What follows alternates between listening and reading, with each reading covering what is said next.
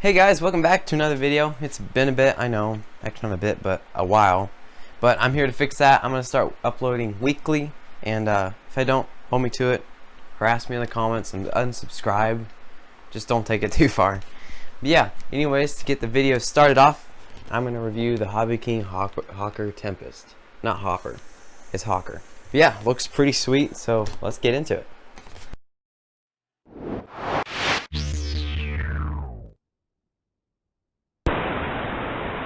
Alright, so in the box you get the fuselage, the wing, the elevator or the horizontal stabilizer, the landing gear, model rockets or guns or bombs or whatever those are, and lastly a bag of assorted screws, clevises, and a piece of Velcro. So now that we've seen everything it comes with, let's go ahead and assemble the plane. Alright, so to get started with the assembly, I'm going to start by attaching the wing to the fuselage and connecting the aileron servos. Alright, so you got an aileron Y harness on the fuselage. Mine was tucked back inside in the back of the fuselage. You might have to dig it out with a screwdriver. Once you do, you just have to hook the two aileron leads together. And once you've done that, you're going to tuck the leads back in and make sure they don't interfere with the servos inside. And once you have the leads tucked in nicely and nothing's pinching, you're going to take the longest screw out of the bag of parts with the Velcro and the clevises and stuff. You're going to take the longest screw, insert it into the one hole, take a Phillips head screwdriver and just screw it in.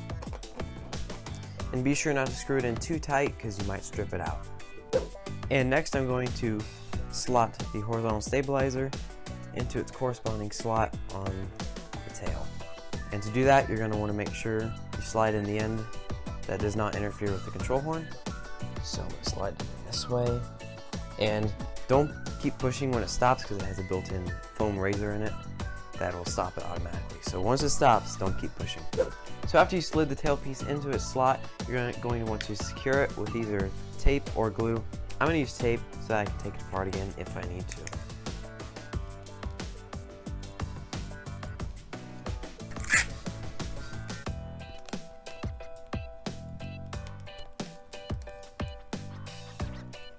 Alright, and once you have it taped or glued, you're going to want to flip it over and attach the clevis.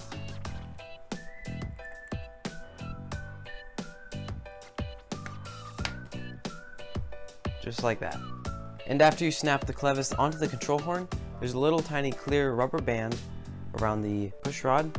Push it all the way up towards the control horn and it'll fit around the clevis and keep it held together. Next for the assembly is the landing gear, which is optional. You don't have to put it on, but I'm definitely going to put on landing gear for mine. So what you're going to do, it's very simple. There's a slot on each outer portion of the wing. You're going to want to slide the landing gear in, and you want to make sure that the wheel guard, whatever it is, I forgot what they're called, maybe wheel spats, make sure they're facing out towards the wingtip. Next, I'm sure you saw a little hole next to the landing gear. That's for a screw to secure the landing gear into place. I'm not going to do that because mine fit pretty well and I don't think the landing gear is going to go anywhere. Now I'm just going to slide the other landing gear into the other side. Just like that. Alright, and so for the receiver, it's fairly straightforward. The throttle, elevator, and the aileron are single wire signal pins. So they're just going to go at the top. As you can see here, they're only one wire. And the rudder is a normal servo wire that just goes in its rudder slot. And F mode, which also means flight mode, that will go in your auxiliary channel and will set up as a switch to toggle between gyro mode and self-stabilizing. And as a final step to assembling the Tempest, HobbyKing gave you some little fuel bombs or missiles or something. You can glue those onto the bottom of the wing. I'm not going to put those on though. Now that I've got the Tempest assembled and ready to go, I'm going to take a look at the specs and list some of the features. Alrighty, so starting with the dimensions of the wingspan, it is 800 millimeters or 31.5 inches. And the length of the fuselage is 678 millimeters or 26.7 inches. And it's weighing in at 455 grams. Then moving right along to the power system, the motor is a 2408 and it's 1200 kV. Along with that, it's spinning an 8.6 4-bladed prop. And right behind the motor is a 20 amp ESC. And to move the control surfaces, you have 9-gram servos all the way around. And you're going to need an 800 milliamp 3-cell battery to power the system. You're also going to need a 5-channel radio and receiver to control everything. Now we move on to more of the fun stuff, and that is the features. Now the first thing I want to point out is the pilot. He looks a bit scared and a bit pale, and he's got no arms, but looks pretty cool nonetheless. And in front of the pilot you have some really cool looking exhaust pipes sticking outside. It's a very nice touch. And I think probably one of my favorite parts on this plane has got to be the air intake on the front. And along with those other really cool details, you got some nice wheel spats, decals, and a steerable tail wheel. And to top it all off, you got a prop spinner. Alright, so here we have the HobbyKing Tempest fully assembled and ready to go. The only thing I did not put on were the bombs. I think they're called fuel bombs, I don't know. But I didn't glue those onto the bottom. It's the only thing I left off. And the battery, just in case you forgot, I'm running a 3-cell 800 milliamp battery. It is a Nanotech. Alright, so, oh yeah, I gotta plug it in. I'm always forgetting everything. Okay, so I did a little initial setup. It's just the gyro calibrating and something. Oh wow. There are rocks stuck to the magnets. Weird. Alright. Check the controls. Left, right, up, down. I think I need a little bit of up elevator. Yeah, that looks a bit better. We got throttle. Alright, bring it back here. I'm not sure how much runway we're gonna need, so. Alright. Everything is good. Man, I am nervous. Alright. Here we go.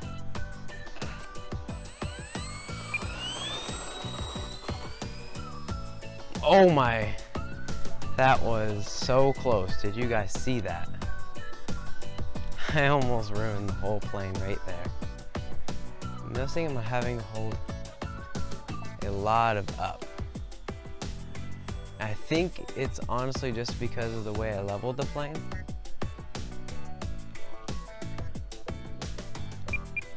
Sorry if it's a bit out of view. I'm going to pull it out of self-stabilizing in 3, 2, 1. Alright, the plane is now mine. Yeah, so I think it was the way I set it up on the pavement. The landing gear tilted it back. That's what was making it fly down.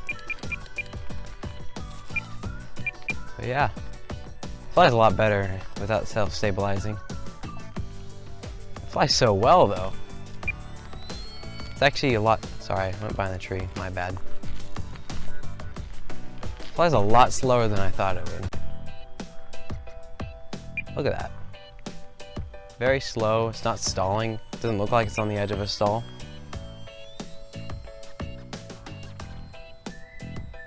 I haven't flown in a while, so if I'm flying badly, don't make fun of me. Alright, let's do barrel roll. Alright, going up in 3, 2, 1. Very nice, actually. Man, I love this thing. Alright, let's check the stall, because usually that's the one thing that'll kill a plane. Alright, we'll go up in 3, 2, 1. Stall it. I kind of did more of a loop. Well, it does loops too. Alright, let's do a real stall.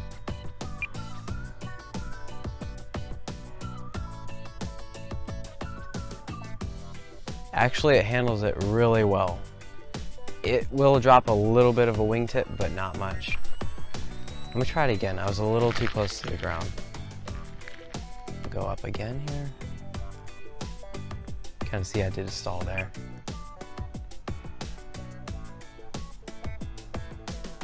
Oh yep, so it will drop a wingtip. So do be careful of that. It's not, you can't just yank the sticks on it, so. Which doesn't explain why I'm flying it. But yeah, it's a very nice flying plane. Just make sure that you lift the tail up when initializing the gyro, because as you can see, when I kick on the gyro, it's wanting to go down. So, because it thinks that's what's level. So we'll bring it back. I think it's a little too far away. I love this thing though. Let's see, what else could we do? Hammerhead. There's a half-speed pass. It's a nice plane though. Looks awesome in the air. Okay, hammerhead. We will go up. Yeah, doesn't really like that. Glides pretty well.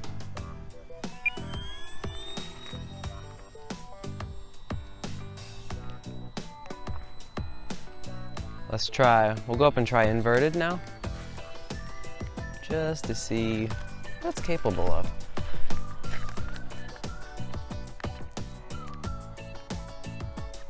Or I guess what I'm capable of, really. It's really what it comes down to. I guess I still kind of have it in me. Surprising I could actually pull that off without flying for so long. Alright, what else? I think I'm forgetting something. Oh, let's do a full speed pass. That's what I'm thinking of. Sorry, I have to go out. Probably out of frame. This is when I totally obliterate the plane. Oh my goodness. It's so fast. Here comes another pass.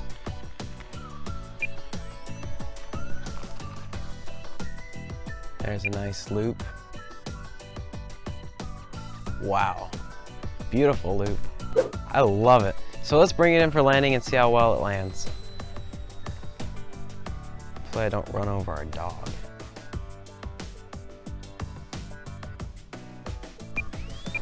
Ay, ay, ay. So I'm a bit rusty. I'm just gonna let you know. But it recovered. That nice spongy landing gear sure caught it. And it didn't flip over, which was surprising. Yeah. See how it handled that little tumble? Really well, actually. But yeah, HobbyKing, nice job on this plane. It is great. I absolutely love it. But yeah, the only thing I would point out is just be careful when setting up the gyros. That's the only thing you gotta watch out for, and stalls. So, I want to thank you guys for watching. I will have a link down below if you want to check this beautiful plane out. And I'll see you in the next one. All right, bye.